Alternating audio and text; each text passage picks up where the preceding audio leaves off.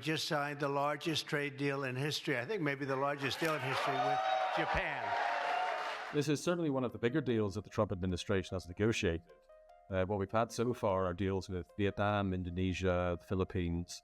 These are all important countries, but Japan is really the first, really huge country that President Trump has negotiated a deal with.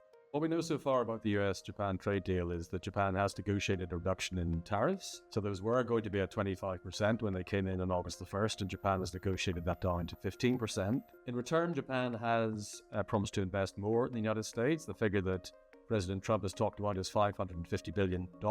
It is a pretty significant investment if it comes to pass, and that would surely mean more jobs in the United States, more factory investment in key sectors like autos and possibly semiconductors and other sectors where Japan has a lead.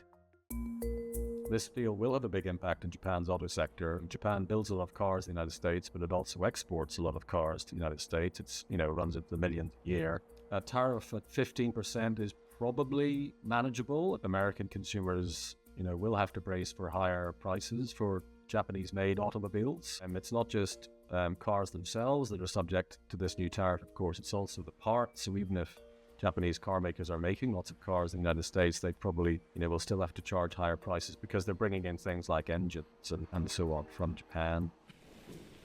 Japan has welcomed the trade deal. Prime Minister Ishiba has said it'll be a great deal for Japan, a great deal for the US, and it'll herald a new era of working together to manufacture goods and send them around the world. This trade deal with the United States was something that Japanese Prime Minister Ishiba had said that he wanted to do after receiving a bit of a setback at the ballot box on Sunday.